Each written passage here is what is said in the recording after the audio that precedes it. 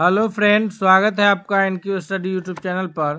सक्षमता परीक्षा के दूसरे चरण से संबंधित या जीके जीएस का अगला प्रैक्टिस सेट लाए हैं, जिसमें हम लोग जो है एक एक करके महत्वपूर्ण प्रश्नों को देखेंगे जो आपके परीक्षा की दृष्टि से, आने वाले परीक्षा की दृष्टि से अधिक लाभकारी साबित होगा। तो आइए चलते हैं हम लोग पहले प्रश्न की तरफ। पहला नंबर क्वेश्चन है हमारे स्क्रीन पर कि वास्तविक वस्तु का हमेशा सीधा प्रतिबिंब बनाने वाला दर्पण कौन सा होता है, यानी किस दर्पण में हमेशा वस्तु का जो है सीधा प्रतिबिंब बनता है। सीधा प्रतिबिंब बनने का मतलब यह है कि वह प्रतिबिंब आभासी होगा। तो हमेशा आभासी की बात हो रहा है, यानी वह प्रतिबिंब कभी वह दर्पण कभी वास्तविक प्रतिबिंब बनाएगा ही नहीं। तो इस केस में जो है सबसे सही उत्तर हो जाएगा कि समतल दर्पण और उत्तल दर्पण। अगर हम लोग अवतल की बात करें तो अवतल दर्पण में वास्तविक प्रतिबिंब भी बनता है और आभासी प्रतिबिंब भी बनता है। तो इसलिए हमेशा, चूंकि पूछा जा रहा है कि हमेशा सीधा प्रतिबिंब बनाए यानी हमेशा आभासी प्रतिबिंब बनाए, तो हम लोग इसमें सही उत्तर क्या हो जाएगा कि समतल दर्पण। और उत्तल दर्पण जो इसका इस्तेमाल जो है गाड़ी के साइड मिरर के रूप में किया जाता है, और समतल दर्पण जिसका आम इस्तेमाल हम लोग घर में जो है ये देखने के लिए, चेहरा देखने के लिए दर्पण के रूप में इस्तेमाल करते हैं। नेक्स्ट प्रश्न की ओर बढ़ते हैं। क्वेश्चन नंबर दूसरा है कि वास्तविक प्रतिबिंब की प्रकृति कैसी होती है। तो जो भी वास्तविक प्रतिबिंब होगा, खासकर वास्तविक प्रतिबिंब जो है दर्पण के केस में, वह अवतल दर्पण के केस में वास्तविक प्रतिबिंब का निर्माण होता है। तो जो भी वास्तविक प्रतिबिंब होगा वह सदैव उल्टा बनेगा, यानी इसका दूसरा नंबर प्रश्न का ऑप्शन नंबर ए सबसे सही उत्तर के रूप में आंसर जाना जाएगा। दोस्तों, हम लोग एक एक महत्वपूर्ण प्रश्नों को अभी इसमें कवर करेंगे, जो कि विज्ञान से, इतिहास से, भूगोल से, भारतीय राज्य व्यवस्था से संबंधित होगा। इसलिए आपसे रिक्वेस्ट है कि यदि आप हमारे चैनल पर नए हैं तो जरूर सब्सक्राइब कर लीजिएगा। साथ ही साथ अगर आपको यह वीडियो पसंद आए तो इसे लाइक करते हुए दोस्तों के बीच शेयर कीजिएगा, ताकि सभी लोग अपनी बेहतर तैयारी कर सके। क्वेश्चन नंबर तीसरा है कि वस्तु से छोटा प्रतिबिंब किस दर्पण में बनता है। तो वस्तु से छोटा प्रतिबिंब पूछ रहा है, यानी यहाँ पर वस्तु का जो प्रतिबिंब है, यानी जो वस्तु का प्रतिबिंब है उसके आभासी या रियल इमेज यानी वास्तविक होने के बारे में नहीं पूछा जा रहा है। तो ऐसे केस में जो सही उत्तर हो जाएगा वो ऑप्शन नंबर डी हो जाएगा कि उत्तल दर्पण के केस में तो हमेशा वस्तु का छोटा प्रतिबिंब बनता है, लेकिन आभासी बनता है। और अवतल दर्पण के केस में जब वस्तु अनंत पर हो तो भी वस्तु का जो है हमेशा वास्तविक और छोटा प्रतिबिंब बनता है। तो छोटा वस्तु से छोटा प्रतिबिंब किस में बनता है? उत्तल और अवतल दोनों दर्पण के केस में बनता है, लेकिन समतल दर्पण में जो है वस्तु के बराबर प्रतिबिंब बनता है। याद रखेंगे हम लोग। क्वेश्चन नंबर पांचवा है कि प्रकाश के परावर्तन के नियम के अनुसार कौन सा कथन इसमें से सही है। तो प्रकाश के परावर्तन के दो नियम हैं, हम सभी जानते हैं। पहला नियम क्या है कि आपतन कोण परावर्तन कोण के बराबर होता है, यानी कोण आई इंसिडेंस एंगल और कोण आर यानी रिफ्लेक्टिंग एंगल दोनों बराबर होता है, ये एक नियम है। दूसरा है कि आपतित किरण, परावर्तित किरण और आपतन बिंदु पर खींचा गया अभिलंब तीनों एक ही तल में होते हैं। तो चूंकि वो दूसरा नियम तो यहाँ है नहीं, सिर्फ आपतन कोण परावर्तन कोण के बराबर है। ऑप्शन नंबर बी इसमें सबसे करेक्ट आंसर हो जाएगा। क्वेश्चन नंबर 5 है कि यदि दर्पण में बना प्रतिबिंब हमेशा सीधा आकार में वस्तु के बराबर है तो फिर वह दर्पण कौन सा है। तो दर्पण से बना प्रतिबिंब अगर हमेशा सीधा आकार में है और वस्तु के बराबर है तो उसे कंडीशन में, सीधा का मतलब हो गया कि आभासी प्रतिबिंब है जिसको पर्दे पर प्राप्त नहीं किया जा सकता है, और वस्तु के बराबर है तो इसका मतलब है कि वह जो दर्पण है वह समतल दर्पण है जिसमें हमेशा सीधा और वस्तु के बराबर प्रतिबिंब बनता है। इसलिए सी आंसर सबसे करेक्ट आंसर होगा। अगले प्रश्न की ओर बढ़ते हैं, देखते हैं छठा नंबर प्रश्न। क्वेश्चन नंबर छठा है कि पानी से भरी बाल्टी का जो है गहराई कम दिखता है, इसका क्या कारण है। तो पानी से भरा अगर कोई बाल्टी है लेकिन उसका अगर गहराई कम दिख रहा है तो इसका कारण यह हो सकता है कि जो पानी से भरा बाल्टी है उसमें अगर गहराई कम दिख रहा है तो इसका अर्थ है कि उसमें जो है प्रकाश के अपवर्तन के कारण ऐसी घटनाएं होती है। ऑप्शन नंबर सी बी इसका करेक्ट आंसर हो जाएगा कि किसी पानी से भरे बाल्टी का गहराई कम दिखना या किसी पानी के भरी बाल्टी में रखे हुए रड का मुड़ा हुआ प्रतीत होना, ये सभी जो घटना है वो अपवर्तन की घटना है। यानी प्रकाश एक माध्यम से जब दूसरे माध्यम में जाता है, माध्यम तीन प्रकार के हो गए, पारदर्शी, अपारदर्शी पारदर्शी, पारभासी। तो प्रकाश दो पारदर्शी माध्यम के बीच, जैसे हवा से अगर पानी में जा रहा है या अगर हवा से कांच में जा रहा है या कांच से पानी में जा रहा है, तो ऐसे कंडीशन में क्या होता है कि जब सघन से विरल में या विरल से सघन में जाता है तो प्रतिबिंब जो उसका हवा का के सॉरी जो प्रकाश की किरण है एक माध्यम से दूसरे माध्यम में जब जाता है तो वैसे सिचुएशन में उसकी किरण का अभिलंब से दूर मुड़ना या अभिलंब की ओर मुड़ना, इस घटना को अपवर्तन की घटना कहा जाता है। यानी जब विरल से सघन में जाएगा तो अभिलंब की ओर मुड़ेगा और सघन से विरल में जाएगा तो अभिलंब से दूर मुड़ेगा। तो ऐसे घटना को जो है प्रकाश का अपवर्तन कहलाता है। और इसी के कारण जो है पानी से भरी बाल्टी कम गहरा दिखता है या पानी की भरी बाल्टी में रखा हुआ रड भी जो है टेढ़ा दिखता है। अगले प्रश्न की ओर बढ़ते हैं। क्वेश्चन नंबर 7 है कि किसी अभिक्रिया में भाग लेने वाले पदार्थ को क्या कहते हैं। तो किसी भी रासायनिक अभिक्रिया में जो पदार्थ भाग लेते हैं उसे अभिकारक कहा जाता है और अभिक्रिया के फलस्वरूप बनने वाले पदार्थ को प्रतिफल कहते हैं। जैसे अगर C+O2 अगर ये हिस्सा लेकर के CO2 बना रहे हैं तो यहाँ कार्बन और ऑक्सीजन जो है ये दोनों अभिकारक के रूप में जाने जाएंगे और जो CO2 है वो प्रतिफल के रूप में जाने जाएंगे, यानी ये उत्पाद भी कहलाएंगे। ऑप्शन नंबर सी इसका सही उत्तर है। नेक्स्ट क्वेश्चन है 8 कि श्वसन किस प्रकार की अभिक्रिया है। तो श्वसन की अभिक्रिया के पश्चात जब हम लोग सांस ग्रहण करते हैं और जब सांस छोड़ते हैं तो उसके पश्चात जो है उष्मा निकलती है, अर्थात हम ये कह सकते हैं कि श्वसन जो अभिक्रिया है वह एक उष्माक्षेपी अभिक्रिया है। यानी ऑप्शन नंबर ए 8वां नंबर प्रश्न का सबसे करेक्ट आंसर होगा। नेक्स्ट प्रश्न की ओर बढ़ते हैं। क्वेश्चन नंबर 9 है कि प्रबल अम्ल और दुर्बल क्षारक से बने लवण का पीएच मान क्या है। जी 9वां नंबर प्रश्न के लिए सबसे जो करेक्ट आंसर है कि प्रबल अम्ल है और दुर्बल क्षारक है यानी दुर्बल भस्म है। तो जो प्रबल होगा उससे रिलेटेड जो है प्रबल ये होगा, यानी प्रबल लवण न बन करके कैसा लवण बनेगा, वह लवण जो है अम्लीय लवण होगा और अम्लीय लवण होगा तो उसका पीएच मान जो है वो हमेशा 7 से कम होगा, अर्थात option number B correct answer होगा। याद रखेंगे हम लोग पीएच को थोड़ा सा जान लीजिए, अक्सर प्रश्न से बन जाते हैं कि पीएच क्या है या पीएच का वैल्यू क्या है। तो पीएच जो है एक स्केल है जिससे ये पता चलता है कि कौन विलयन अम्लीय है और कौन विलयन भस्मीय है।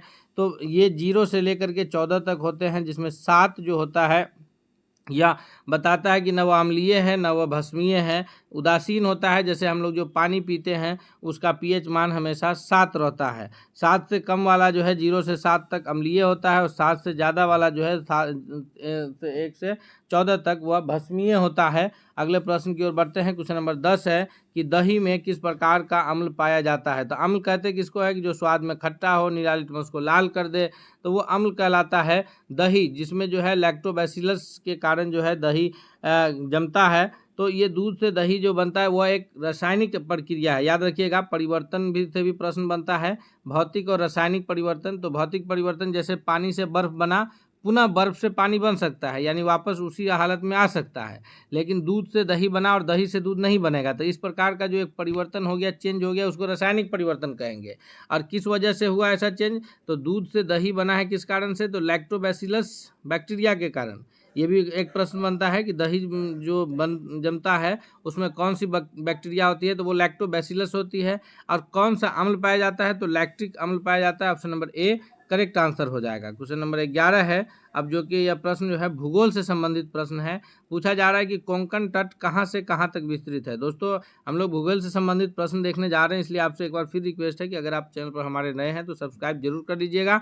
और वीडियो जब पसंद आ रहा है, आपके लिए लाभकारी साबित हो रहा है, तो आप इसे लाइक करते हुए दोस्तों के बीच भी जरूर शेयर कीजिएगा ताकि सभी लोग इससे अपना फ़ायदा उठा सके। कोंकण तट कहाँ से कहाँ तक विस्तृत है, तो कोंकण तट जो है वो गोवा से दमन तक विस्तृत है, यानी 11वां नंबर प्रश्न का ऑप्शन नंबर सी जो है करेक्ट आंसर के रूप में उत्तर जाना जाएगा। नेक्स्ट प्रश्न है क्वेश्चन नंबर 12 है कि लक्षद्वीप जो कि अरब सागर में स्थित है, लक्षद्वीप कहाँ स्थित है, अरब सागर में स्थित है, उसमें द्वीपों की संख्या कितनी है। लक्षद्वीप में जो द्वीपों की संख्या है, कुल कितने द्वीप हैं लक्षद्वीप में स्थित। तो 12वां नंबर प्रश्न का जो सबसे सही उत्तर होगा दोस्तों वह जाना जाएगा ऑप्शन नंबर सी के रूप में कि 36 है कुल लक्षद्वीप में द्वीपों की संख्या। नेक्स्ट प्रश्न है क्वेश्चन नंबर 13 है कि भारत में भौगोलिक स्थिति के संबंध में निम्नलिखित में से कौन सा कथन सही है। तो अगर हम लोग भारत की भौगोलिक स्थिति को देखें तो ऊपर में उत्तर से लेकर के नीचे दक्षिण तक और इधर पश्चिम से लेकर के इधर किनारे में पूरब तक, तो यहाँ दक्षिण में 8 डिग्री 4 मिनट उत्तरी अक्षांश से जो है शुरू होता है और 37 डिग्री 6 मिनट उत्तरी अक्षांश के बीच इसका अक्षांशीय विस्तार है। उसी प्रकार 68 डिग्री 7 मिनट पूर्वी देशांतर से लेकर के 97 डिग्री 25 मिनट पूर्वी देशांतर के बीच इसका देशांतरीय विस्तार है। तो और यह विषुवत रेखा से उत्तर में स्थित है, यानी हम ये कहेंगे कि इसका ऑप्शन नंबर डी करेक्ट है कि सभी उत्तर सही है कि भारत जो है वो विषुवत रेखा से उत्तर में स्थित है। 8 डिग्री 4 मिनट से लेकर के 37 डिग्री 6 मिनट उत्तरी अक्षांश के बीच भारत का अक्षांशीय विस्तार है और जो है 67 डिग्री 68 डिग्री 7 मिनट से लेकर के 97 डिग्री 25 मिनट पूर्वी देशांतर के बीच इसका देशांतरीय विस्तार है। ये हम लोग याद रखेंगे भारत के केस में। क्वेश्चन नंबर 14वां है कि निम्नलिखित में से कौन सा भारत की प्रामाणिक मध्याह्न रेखा है, यानी स्टैंडर्ड मेरिडियन है। ISD जो है इंडियन स्टैंडर्ड टाइम, तो IST इंडियन स्टैंडर्ड टाइम का जो मेरिडियन है, चूँकि भारत की जो स्थिति है वो 68 डिग्री 7 मिनट से लेकर के 97 डिग्री 25 मिनट के बीच है। ये कुल देशांतरीय विस्तार है। तो इसके बीचों बीच में जो कि इलाहाबाद के नैनी के निकट है 82.5 डिग्री जो है पूर्वी देशांतर को भारत का मानक देशांतर माना गया है। और ये 82.5 डिग्री जो पूर्वी देशांतर है, यानी option number D correct answer हो जाएगा कि 82 डिग्री 30 मिनट ये भारत का मानक देशांतर है। और इसके हिसाब से जो ग्रीनविच से भारत का समय है वो 5 घंटा 30 मिनट आगे चलता है। ये हम लोग याद रखेंगे। अगले प्रश्न की ओर बढ़ते हैं। क्वेश्चन नंबर 15 है कि भारत की अवस्थित है। तो अभी हम लोग पिछले प्रश्न में देखे हैं कि भारत 8 डिग्री 4 मिनट उत्तरी अक्षांश से लेकर के 37 डिग्री 6 मिनट दक्षिण अक्षांश तथा अगर देशांतर की बात किया जाए तो 68 डिग्री 7 मिनट से लेकर के पूर्वी देशांतर से लेकर के 97 डिग्री 25 मिनट पूर्वी देशांतर के बीच भारत स्थित है। यानी ऑप्शन नंबर इसका जो है करेक्ट आंसर के रूप में 15वां का सी जाना जाएगा कि 8 डिग्री 4 मिनट से जो है 37 डिग्री 6 मिनट उत्तर और 68 डिग्री 7 मिनट से 97 डिग्री 25 मिनट पूर्वी देशांतर के बीच भारत अवस्थित है। नेक्स्ट सवाल है 16 है कि निम्नलिखित में से कौन सी हिमालय की पर्वत चोटी है जो भारत के असम राज्य में स्थित है। तो हिमालय की जो सर्वोच्च चोटी है, ये सभी हम बार बार जो प्रश्न करा रहे हैं उसमें कह रहे हैं ताकि आप लोग से छूटे नहीं, कि हिमालय की सबसे सर्वोच्च चोटी एवरेस्ट, जिसे नेपाल में सागरमाथा कहा जाता है। हिमालय की सबसे ऊंची चोटी जो भारत में स्थित है वह कंचनजंगा के नाम से जानी जाती है। और हिमालय की जो सबसे ऊंची चोटी पूछा जा रहा है यहाँ कि जो असम में स्थित है, तो वह है नामचा बरवा, यानी ऑप्शन नंबर बी इसमें करेक्ट आंसर हो जाएगा, क्योंकि असम की स्थिति पूछी जा रही है इसलिए। अगला प्रश्न है 17 है कि सतलज एवं काली नदियों के बीच हिमालय का कौन सा प्रादेशिक विभाग स्थित है। तो हिमालय को जो बांटा गया है पंजाब हिमालय, कुमायूं हिमालय, नेपाल हिमालय, असम हिमालय और कश्मीर हिमालय के बीच में, तो उसमें जो सतलज और काली नदी के बीच का जो भाग है उसको जाना जाता है किस नाम से, उसको जाना जाता है कुमायूं हिमालय के नाम से। यानी ऑप्शन नंबर बी जो है इसका सबसे करेक्ट आंसर हो जाएगा। अगले प्रश्न की ओर बढ़ते हैं। इससे पहले आपसे एक और रिक्वेस्ट है कि यदि आप हमसे पहले प्रश्नों का उत्तर कर पा रहे हैं तो आप कमेंट करके उत्तर जरूर बताएंगे, ताकि जो है पता चल सके कि आपकी जो है तैयारी कितनी हो चुकी है। और आप वीडियो के अंत में ज़रूर बताएंगे कि आपने कितने प्रश्नों को कंप्लीट किया है, इसमें सही उत्तर कर पाए हैं। क्वेश्चन नंबर 18 है कि काली एवं तिस्ता नदी के बीच जो हिमालय का कौन सा प्रादेशिक भाग स्थित है। तो इसके लिए जो सबसे सही उत्तर हो जाएगा 18वां नंबर प्रश्न का, वह है ऑप्शन नंबर बी के, वह नेपाल हिमालय का भाग स्थित है। नेक्स्ट सवाल की ओर बढ़ते हैं। क्वेश्चन नंबर 19 है कि एडमंड हिलेरी और तेंजिंग नॉर्गे द्वारा विश्व की सर्वोच्च चोटी एवरेस्ट पर सबसे पहले किस वर्ष विजय प्राप्त किया गया। तो एडमंड हिलेरी और तेंजिंग नॉर्गे के द्वारा जो विश्व की सबसे ऊंची चोटी है 1953 में इस पर लोगों ने पहुंच करके जो है पहुंचा था सबसे पहले। अगले प्रश्न की ओर बढ़ते हैं। क्वेश्चन नंबर 20 है कि निम्नलिखित में से सबसे प्राचीन पर्वत श्रेणी कौन सी है। तो जो सबसे प्राचीन पर्वत श्रेणी है हिमालय, चूंकि वलित पर्वत है, सबसे नवीन पर्वत है। और यहाँ पूछा जा रहा है कि सबसे प्राचीन सबसे पुराना पर्वत कौन सा है। तो इस 20वां नंबर प्रश्न का जो सबसे करेक्ट आंसर हो जाएगा दोस्तों ऑप्शन नंबर बी हो जाएगा कि वह अरावली पर्वत श्रेणी है, जो हिमालय से भी पुरानी पर्वत श्रेणी है। और जो स्थित कहाँ है यह, तो यह स्थित है राजस्थान हरियाणा राज्यों में। इसकी जो सर्वोच्च चोटी है यह गुरु शिखर के नाम से जानी जाती है। नेक्स्ट प्रश्न 21 है कि गदर पार्टी, अब यह प्रश्न है जो कि इतिहास से संबंधित प्रश्न है कि गदर पार्टी की स्थापना कब हुई थी। तो लाला हरदयाल के द्वारा जो है गदर पार्टी की स्थापना की गई है, वह है 1913 ईस्वी। ऑप्शन नंबर बी जो है इसका सबसे करेक्ट आंसर के रूप में उत्तर जाना जाएगा। नेक्स्ट सवाल है कि भारतीय राष्ट्रीय कांग्रेस के 1924 के अधिवेशन में महात्मा गांधी एक बार अध्यक्षता की थी और यह अधिवेशन भारत के किस शहर में हुआ था? जी, भारतीय राष्ट्रीय कांग्रेस की स्थापना जो 1885 ईस्वी में हुआ, उसके बाद से लेकर के हर वर्ष जो है भारतीय राष्ट्रीय कांग्रेस का अलग अलग जगहों पर जो है अधिवेशन होता रहा है। तो उसमें जो है भारतीय राष्ट्रीय कांग्रेस का वो अधिवेशन कहाँ हुआ है? जो 1924 में हुआ और उसकी अध्यक्षता महात्मा गांधी किए थे। यह अधिवेशन हुआ है ऑप्शन नंबर सी, बेलगांव अधिवेशन, जो कि कर्नाटक राज्य में स्थित है। अगला प्रश्न है क्वेश्चन नंबर 23 है कि निम्नलिखित में से कौन भारत के प्रथम कानून मंत्री थे? तो भारत के जो प्रथम कानून मंत्री थे, इसमें हम लोग को कंफ्यूज नहीं होना है, बाबा साहब भीमराव अंबेडकर थे, जो हमारे संविधान निर्माता के रूप में जाने जाते हैं और संविधान के प्रारूप समिति की अध्यक्षता इन्होंने ही किया था, यानी ऑप्शन नंबर बी इसका भी सबसे सही उत्तर होगा। दोस्तों अगले प्रश्न की ओर बढ़ते हैं, देखते हैं क्वेश्चन नंबर 24 क्या है। तो क्वेश्चन नंबर 24 है कि भारत में रेल किस सन में प्रारंभ किया गया था? यानी रेलवे की शुरुआत भारत में कब हुई थी? तो भारत में जो रेलवे की शुरुआत हुई है सबसे पहले वह 1853 ईस्वी में हुआ है। ऑप्शन नंबर बी जो है करेक्ट आंसर होगा।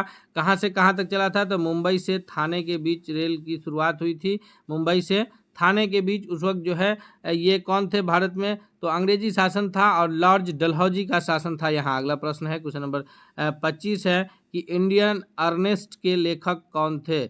इंडियन अर्नेस्ट के लेखक जो है वो एनी बेसेंट हैं, या लाला लाजपत राय है, या वैलेंटाइन सिरोल, या दादा भाई नौरोजी हैं। तो इसके लिए सबसे करेक्ट आंसर के रूप में उत्तर जाना जाएगा वो है ऑप्शन नंबर सी के वैलेंटाइन सिरोल है। दादा भाई नौरोजी को जो है ये भारत का महान वृद्ध व्यक्ति यानी grand old man of India के नाम से जाना जाता है। एनी बेसेंट जो है यह होम रूल आंदोलन चलाने के लिए जानी जाती हैं, तथा इन्होंने जो है ये भारत की कांग्रेस की प्रथम महिला अध्यक्षा हैं। फिर लाला लाजपत राय जो है ये लाल बाल पाल गुट के हैं, जो कांग्रेस के अध्यक्ष रहे हैं। क्वेश्चन नंबर 26 है कि भारत में सिविल सेवाओं का सूत्रपात किसने किया था? यानी भारत में जो सिविल सेवा परीक्षा लेने का जो ये शुरुआत किया है, यह किन्होंने किया है? तो इसका जो सही उत्तर है 26वां नंबर प्रश्न का कि लॉर्ड कॉर्नवालिस महोदय ने किया है, यानी ऑप्शन नंबर बी जो है इसका सबसे करेक्ट आंसर के रूप में उत्तर जाना जाएगा। नेक्स्ट क्वेश्चन है 27 है कि वंदे मातरम गीत किसने लिखा था? वंदे मातरम गीत के लेखक कौन है? तो वंदे मातरम गीत जो संकलित किया गया है कहाँ से? आनंद मठ से, जिसके लेखक कौन है? बंकिम चंद्र चटर्जी हैं। यानी इसका जो सही उत्तर है ऑप्शन नंबर ए के रूप में करेक्ट आंसर जाना जाएगा कि वंदे मातरम के लेखक कौन है? बंकिम, यह हमारा राष्ट्रीय गीत है। राष्ट्रगान जो है जनगण मन, उसके लेखक कौन है? तो राष्ट्रगान के लेखक है हमारे ये रविंद्रनाथ टैगोर जी, जो कि 2 राष्ट्रों के राष्ट्रगान लिखे हैं। अगला प्रश्न है क्वेश्चन नंबर 28 है कि 1878 ईस्वी का वर्नाक्यूलर प्रेस एक्ट किसने रद्द किया था? तो 1878 ईस्वी का वर्नाक्यूलर प्रेस एक्ट को रद्द करने का जो कार्य किया है वह लॉर्ड रिपन महोदय के द्वारा किया गया है, जिनका शासनकाल 1880 से लेकर के 84 के बीच रहा है। ऑप्शन नंबर डी इसका सबसे करेक्ट आंसर के रूप में उत्तर जाना जाएगा। दोस्तों आगे हम लोग देखते हैं प्रश्नों को। इससे पहले एक बार फिर रिक्वेस्ट है, यदि आप हमारे चैनल पर अभी नए हैं तो जरूर सब्सक्राइब कीजिए, और आपको वीडियो पसंद आ रहा है तो लाइक करते हुए दोस्तों के। क्वेश्चन नंबर 29 है कि भूदान आंदोलन किसने प्रारंभ किया था? भूदान आंदोलन प्रारंभ करने का जो श्रेय जाता है आचार्य विनोबा भावे जी को जाता है, अर्थात इस प्रश्न का 29वां नंबर प्रश्न का जो सही उत्तर है ऑप्शन नंबर बी के रूप में उत्तर जाना जाएगा। नेक्स्ट प्रश्न की ओर बढ़ते हैं। क्वेश्चन नंबर 30 है कि दिल्ली में अंतिम मुगल बादशाह कौन थे? तो दिल्ली में जो अंतिम मुगल बादशाह हुए हैं, जो 1857 के विरुद्ध 1857 के विद्रोह के समय जो है वह ये का नेतृत्व किए थे, वह थे बहादुर शाह जफर, जिन्हें कैद करके रंगून भेज दिया गया था। ऑप्शन नंबर सी इसका सबसे करेक्ट आंसर होगा। बहादुर शाह द्वितीय या फिर बहादुर शाह जफर के नाम से इनको जाना जाता है। दिल्ली से जो है 1857 के विद्रोह का नेतृत्व किए थे। क्वेश्चन नंबर 31 है कि बक्सर का युद्ध जो 1764 ईस्वी में हुआ, किस संधि के बाद यह समाप्त हुआ था? तो बक्सर का युद्ध जो बक्सर में, बिहार के बक्सर में 1764 ईस्वी में लड़ा गया था, जिसमें बंगाल के नवाब, अवध के नवाब और मुगल बादशाह तीनों की सेनाएं संयुक्त रूप से लड़ी थी, और उसमें जो है अंग्रेजों की जीत हुई थी। तो इसके बाद जो है इलाहाबाद की संधि हुई 1765 ईस्वी में, उसके पश्चात उस युद्ध की समाप्ति हुई, यानी ऑप्शन नंबर बी जो है 31वां नंबर प्रश्न का सबसे करेक्ट आंसर के रूप में उत्तर जाना जाएगा। अगला प्रश्न है 32 है कि फ्रैंकफर्ट की संधि कब हुई है? जी, फ्रैंकफर्ट की संधि जो है 1864, 66, 70 या 71 में हुआ है।